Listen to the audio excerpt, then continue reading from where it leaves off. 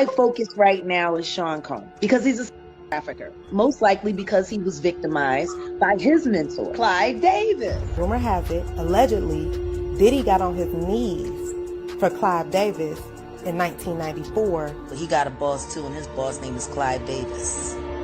Clive run him. Diddy don't run himself. Some people question how Diddy became so evil. Well, it turns out he's just like his mentor, Clive Davis. This creepy man taught Diddy everything he knows, how to use people, take advantage of their body, and dispose of them when they aren't worth any more money.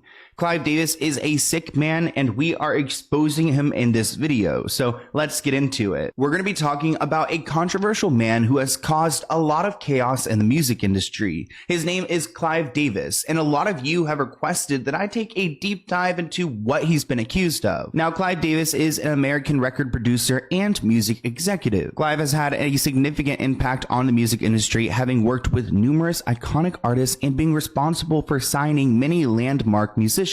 In 2013, Clive actually came out as bisexual. At this point, he was 80 years old, and he revealed this in his memoir. Now, there's a connection between Diddy and Clive. Back when Diddy was young, he was a vodka promoter. He really didn't have much of a career happening, but he wanted to start a record label. When he met Clive, Clive was rather established, so he was 23 and able to convince Clive to take hip-hop seriously, and Clive actually funded him and helped Diddy build Bad Boys. It's actually speculated that Diddy and Clive were in a relationship based on how quickly Diddy's record label Bad Boys became successful. This person tweeted that Diddy was given his Bad Boy imprint by Clive Davis, who is openly gay. I mean, he says bisexual, but what Diddy had to do for riches is not uncommon for successful black men in entertainment and in politics. All that glitters is not gold. Run your race, let the next man run his. Interesting.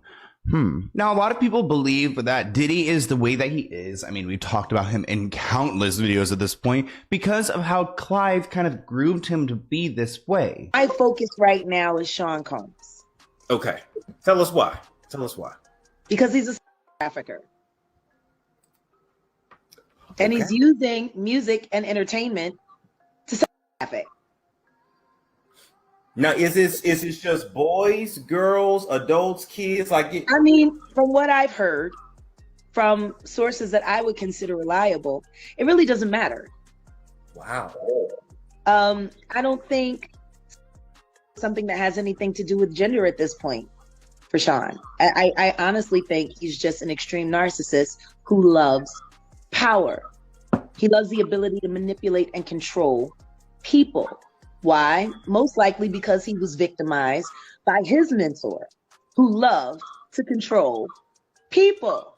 And his mentor was Andre Harrell. Tell us how who was mentored by Clive Davis. Don't tell me that Andre Harrell got touched by Clive Davis too. I'm telling you, I don't know what happened between Andre and Clive. What I do know is that Andre got passed over. Like, wow. How do you go from being the president of Uptown and losing your entire company to your intern? Now, Diddy has honored Clive throughout the years, so they still maintain a decent relationship. In 2019 at the Grammys, he was quoted saying that Clive Davis and Arista Records gave him a chance when he was starting Bad Boy Records. He was one of the first industry executives to really believe in him and Diddy, and he's forever grateful for Clive. So Clive was ultimately impressed by Diddy's vision and decided to fund his project. He immediately took Diddy under his wing, and they became the best of friends. And by best friends, I mean there are rumors that in 1994, Clive forced Diddy to do some intimate things to him to be his, mentee. Now, rumor has it, allegedly, Diddy got on his knees for Clive Davis in 1994, and that's how Bad Boy Records came about. In Clive's book, there is over 500 pages filled with juicy behind-the-scenes stories. Some of the best-known artists are included, like how Janis Joplin suggested she perform a sexual act with him to seal their deal. But there are also some deeply personal revelations. Remember, he comes out as bi in this book. He talks about the end of his 2 marriages, and in the final chapter, he discusses his sexuality. Clive claims for the past 20 years, he's had 2 male partners, a doctor for 13 years, and then somebody else for 7 years. Somebody he will not name or give any descriptor. So, I wonder who that could be. When pressed about why he doesn't name the men he's had relationships with, he said it is their privacy he's protecting, not his own. Clive said that he and his current partner share the same experiences as any other. They travel and attend industry events together, but he prefers not to reveal his identity. It's speculated that Clive taught Diddy to take advantage of a younger, up-and-coming artist. We see this in many cases, one of them being Christopher Williams. Now, Jaguar Wright claims that Diddy had a meeting with a singer named Christopher Williams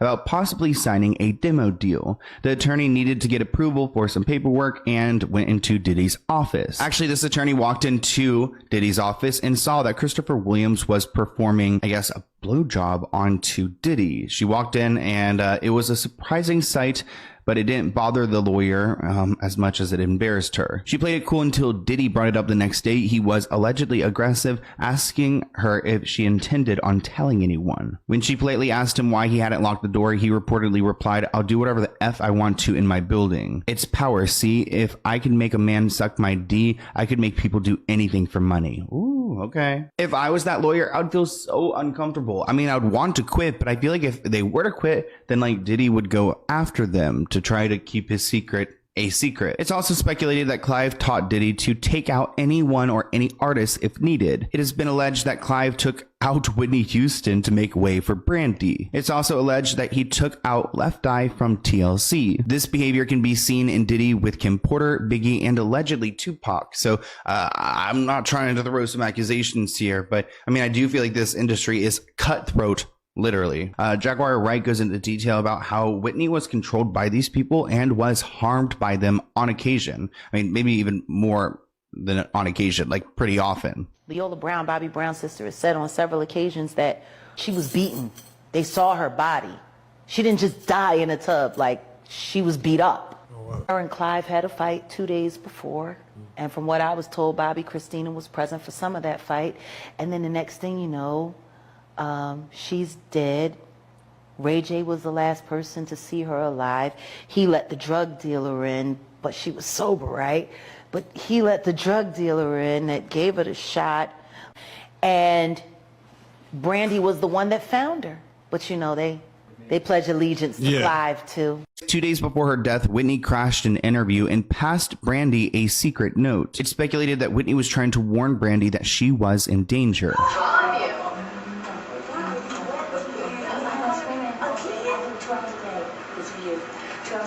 Now, we've heard Jaguar Wright share a lot about these people. Actually, I wonder like how she feels safe in this whole situation, especially talking about Diddy and what he's been up to.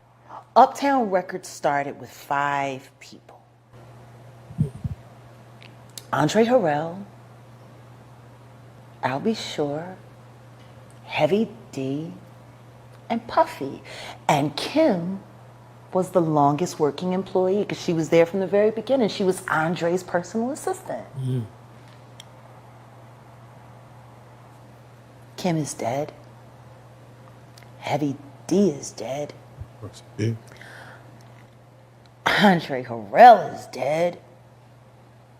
The only 2 left are Puffy and Al almost died. Isn't that interesting? That is interesting. Heavy D was found dead, face down in the heart attack. Andre Harrell, heart attack. Kim died from pneumonia, but there's the first coroner's report that said that she died. It was ruled a homicide, and they found toxins in her body to prove that she had been poisoned. You know, they have poisons that create heart attack and pneumonia-like symptoms. And then right after that, Al had a meeting, and I was going to meet up with him because we were in Vegas, and then the next thing you know, you want to know what they all had in common, though? The survivors and the late of Uptown Records, they were all writing tell-all books. It is really scary to see all those members die, and it's kind of a money game. I mean, you know, he doesn't want to share any of the power with anyone else, so he's gotten rid of all of them, and plus he doesn't want that book out. I mean,